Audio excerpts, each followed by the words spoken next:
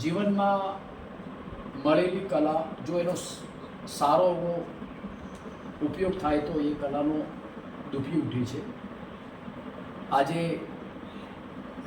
જોગાનો જોગ આજે ડીસાના સારા એવા ચિત્રકાર આર્ટિસ્ટ તરીકે ઓળખાતા નાથાલાલ બ્રહ્મક્ષત્રિય, જો કે પહેલાં વિશેષ તો એમનો થોડો પરિચય માગી લઈશ કે આપ ચિત્રકાર તરીકે તો ઓળખાવ છો, પણ આપે થોડો પરિચય આપશો તો વધારે વિસ્તૃત લાગશે. સર, આપનો પરિચયમાં આપ શું કહેવા માગો છો? પરિચય કેવું આપવા માગો છો? મારું નામ નાથાલાલ મફતલાલ બ્રહ્મક્ષત્રિય. મૂળ મારું વતન વાવ, અને જ્યાં હું ભણ્યો 8મું 9મું 10મું ને 11મું, ત્યાં મને સારા ચિત્ર શિક્ષકો મળ્યા. ભાભરમાં વિનુભાઈ ચૌહાણ અને થરાદ જનતા હાઈસ્કૂલમાં પોપટલાલ ત્રિવેદી જેવા ખૂબ સરસ, ખૂબ ભગવાન સરસ. ચિત્ર શિક્ષકો મળ્યા. અને ઘરમાંથી પણ મને પ્રોત્સાહન મળ્યું. બરાબર, એટલે ચિત્ર બનાવવાનું મને ખૂબ જ મન થતું હતું. બરાબર સર. એટલે મારી શાળામાં મારા વર્ગમાં જે વિદ્યાર્થીઓ ભણતા હોય એ બધા વિદ્યાર્થીઓનું ચિત્ર હું દોરી આપતો હતો. એટલે મારા હાથને પણ કેળવણી મળી. અને CN વિદ્યાલય જેવી નામાંકિત કલા શાળામાં ચિત્ર શિક્ષકનો કોર્સ કરવાનો મને તક મળી. DTCનો કોર્સ મેં 1 વર્ષ કર્યો 1967-68માં. ખૂબ સરસ, ખૂબ અને સરસ. એના અનુસંધાનમાં તરત જ 18 વર્ષ પૂરા થયા અને D.J. મહેતા હાઈસ્કૂલ જુનાડીસામાં ચિત્ર શિક્ષક તરીકે નોકરી મળી ગઈ. એટલે ટોટલ મેં 39 વર્ષ ને 6 મહિના ચિત્ર શિક્ષક તરીકે ગૌરવપૂર્ણ રીતે નોકરી પૂર્ણ કરી. ચિત્ર એક કલા જીવનને માણતા શીખવાડે છે. માત્ર ચિત્ર દોરવું એ પૂરતું નથી, પણ તમે ચિત્રનું જ્યારે સર્જન કરતા હો છો, એનું નિરીક્ષણ કરતા હો છો, ખૂબ સરસ, ખૂબ એની સરસ. સાથે તમે જ્યારે તાદાત્મ્ય કેળવો છો ત્યારે તમારું જીવન પણ કલામય બને છે. અને જીવનને આપણે જો માણવું હોય તો કોઈ પણ જાતની કલાની સાથે આપણે સંલગ્ન રહેવું જોઈએ. કારણ કે લલિત કલાઓ ઘણી બધી છે. ચિત્રકલા છે, સંગીત છે, સાહિત્ય છે, એને જેમાં શોખ હોય તેમાં ખૂબ જો સરસ. એની સાથે તમે તાલમેલ જાળવી શકશો તો જીવન જીવવાની મજા આવશે. મેં 40 વર્ષ ચિત્ર શિક્ષકે નોકરી કરી. એ દરમિયાન મને ઘણી બધી તક મળી છે. ધારો કે 8મું ધોરણ, 9મું ધોરણ, 10મું, 11મું ને 12મા ધોરણ, આમ 5 ધોરણના ચિત્રકલા વિષયના પાઠ્યપુસ્તકો બનાવવાની મને તક મળી છે. એમાં જે પેનલ હતી એમાં મારું નામ છે લેખક તરીકે. દરેક પુસ્તકમાં લેખક તરીકે મને નવાજવામાં આવ્યો છે. સરકારશ્રીએ એના માટે મને થોડું રેમ્યુટેશન પણ આપેલું છે. બહુ સરસ, બહુ સરસ. એટલે આ રીતે ગૌરવપૂર્ણ રીતે જીવ્યો છું. 40 વર્ષ ખૂબ આનંદથી મેં નોકરી કરી છે. ઘર પરિવાર સાથે તાદાત્મ્ય કર્યું છે.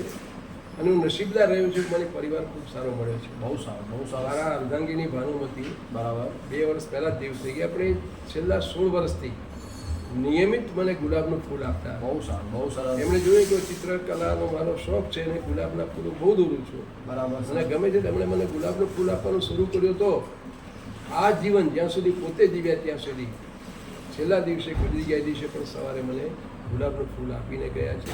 ટેટોડા ગૌશાળામાં કથા સાંભળવા ગયા હતા અને ત્યાં મારા ખોળામાં રામ રામ કરતા એમણે દેહ છોડ્યો છે. એટલે બરાબર સર. પણ હું એનું ગૌરવ લઉં છું કે એનું જે એમણે છેલ્લા સુધી મને જે પ્રેમ આપ્યો છે, હું બહુ સારું, લાગણી બહુ આપી છે, હા, હા, સર. એનાથી મારું જીવન ભર્યું બન્યું છે. હા, હા. અને ત્યાર પછી પરિવારમાં પુત્રવધુ, પુત્ર, દીકરીઓ, જમાઈઓ, મિત્રો, તમારા જેવા સારા પડોશીઓ, એ બધા ખૂબ સારા મળ્યા હોવાથી જીવન મને ભર્યું લાગ્યું છે. બહુ સરસ, મેં આનંદ બહુ સાથે સરસ. મારું જીવન પસાર કર્યું છે. અને કોઈ પણ માણસે નિવૃત્ત થતા હોઈએ ત્યારે કંઈ આપણે કોઈ નોકરી કરતા હોઈએ એમાંથી નિવૃત્ત થઈએ છીએ, પણ જીવનમાંથી નિવૃત્ત થતા નથી. સાચી વાત સર. તો આપણે એ વખતે કંઈ ને કંઈ શોખ આપણો હોય એને પૂર્તતા એમાં કરવા માટે આપણે એને કેળવવો પડે છે. બહુ સારી વાત મારો કરી, વિષય સર. ચિત્ર છે એટલે મેં ચિત્રકલાને મારા જીવનની હોબી બનાવી દીધી. અને હું દરરોજ સવારે એક ચિત્ર બનાવું છું. દરરોજ બહુ સવારે સરસ. પેન્સિલ વર્ક બહુ કરું છું. સારું. અને એ ચિત્ર બનાવીને મારા મિત્રોને શેર કરું છું WhatsApp ઉપર. બરાબર. એટલે તમારા જેવા ઘણા મિત્રો આવે છે અને મને પ્રોત્સાહન આપે છે. સાહિત્યમાં પણ થોડીક રુચિ છે. MA BEdનું ક્વોલિફિકેશન છે મારી પાસે. એટલે સાહિત્યમાં પણ હું લખું છું. છેલ્લા 25 વર્ષથી રખેવાળ દૈનિકમાં મારો દર બુધવારે લેખ આવે છે, આરાધના કોલમ. BK ન્યૂઝ દૈનિકમાં છેલ્લા 10 વર્ષથી કોલમ આવે છે, જીવનધારા કોલમ. અને ગુજરાત સમાચારમાં ધર્મલોક વિભાગ છે, એમાં પણ મારા એકાંતરે એટલે એક ગુરુવાર છોડીને બીજા ગુરુવારે મારા લેખ લેવાય છે. આ રીતે મને લેખક તરીકે પણ સરસ મજાનું પ્રોત્સાહન મળ્યું છે, ખૂબ સરસ. ચિત્રકાર તરીકે પણ પ્રોત્સાહન મળ્યું છે, પરિવારમાંથી પણ પ્રેમ ને લાગણીને હું બહુ મળે છે. એટલે ભાનુમતીની ગેરહાજરીમાં પણ હું જીવનમાં જે પૂર્ણતા પ્રાપ્ત કરી શક્યો છું, સંતોષ પ્રાપ્ત કરી શક્યો છું, એની પાછળનું રહસ્ય એટલું છે કે હું ખૂબ સારા સર્કલમાં, ખૂબ સારા વર્તુળમાં બેઠો છું અને ભગવાનને પ્રાર્થના કરું છું કે દરેકને જીવનમાં આવી રીતે સરસ મજાનો પરિવાર મળે. ખૂબ સારું, સરસ. એના માટે દરેકને પોતે પણ સજાગ રહેવું પડે છે, પોતે પણ પરિવારમાં ઓતપ્રોત રહેવું પડે છે. બહુ સારું. બહુ સરસ મજાની સાહેબે વાત કરી કે એમને ટોટલ આખો પૂરો એમના જીવનનો પરિચય આપ્યો છે મને. વિશેષ તો હું આ તબક્કે એવું કહેવા માગીશ કે એમને અત્યારે ડીસાની જાણીતી અનેક સંસ્થાઓની અંદર પણ એમને ખૂબ સારું એવું પોતે એક ચિત્રકલા તરીકે કામ પણ કર્યું છે. સાથે સાથે મારી સાથે પણ અવારનવાર વ્યસન મુક્તિના પ્રોગ્રામ હોય કે બેટી બચાવોના પ્રોગ્રામ હોય કે ચિત્રકલાના કોઈ પણ પ્રોગ્રામ હોય એ પ્રોગ્રામોની સાથે રહીને પણ એવા સરસ મજાના પ્રોગ્રામો પણ કર્યા છે. વિશેષ આજે તો હું એમને એ કહેવા માગીશ છે દરરોજનું એ પોતે એક સુંદર મજાનું ચિત્ર તૈયાર કરી અને એમના મિત્રોને શેર કરે છે. સાથે સાથે નિયમિત એનું ચિત્ર એક દૈનિક પેપરમાં પણ આવે છે. આજે વિશેષ તો એ વાત એવી કરીશ કે ચિત્રકલા એક ગૌરવશાળી વિષય છે અને મને પણ આ ચિત્રકલા વિશે મને પણ ખૂબ જ આનંદ છે. અને સાથે સાથે આવા ચિત્રકાર જેવા મિત્રો પણ અમને અત્યારે મળ્યા છે એમને મને વિશેષ આનંદ છે. આજે એમના ચિત્રો ખૂબ જ એવા પેન્સિલથી સ્કેચ કરેલા અલગ અલગ ચિત્રો જો દેખાય છે દેખો અત્યારે ખૂબ સારા છે. કીડીને કણ, હાથીને મણ, કૃષ્ણ કરે, સૌનું પુરાણ, જાગી જા બકા, શાળાએ તો જવું પડે, એવા સારા એવા ચિત્રો તૈયાર કર્યા છે. આ ચિત્રોની અંદર દરેક ચિત્રોની અંદર જુદા જુદા ભાવ, જુદા જુદા સુવિચારો સાથેના સુંદર મજાના ચિત્રો તૈયાર કર્યા છે. આજે મારી સાથે વાતચીત કરવા માટે આપનો ખૂબ ખૂબ આભાર. જય શ્રી રામ. આપનો ખૂબ ખૂબ આભાર. આપ ચિત્રકલા ક્ષેત્રે ખૂબ જ ઉમદા કામ કરો અને સમાજને સારા એવા સંદેશા પાઠવો એ મારી આપને ખૂબ જ શુભેચ્છાઓ છે. Wish you all the best luck. ખૂબ થેન્ક આભાર યુ વેરી મચ. સાહેબ. એક હું ગૌરવ એટલા માટે લઉં છું કે તમે મારા સારા મિત્રો છો અને સારા માર્ગદર્શક પણ છો. કારણ કે મેં જોયું છે અત્યાર સુધી જેને પણ એવોર્ડ્સ મળ્યા છે, રાષ્ટ્રીય એવોર્ડ હોય છે કે રાજ્યપાલના એવોર્ડ, એટલે કે એનો ગોલ, એનો જે ધ્યેય એચીવ થઈ જાય છે પછી માણસ એ પ્રવૃત્તિમાં નિરસ થઈ જાય છે.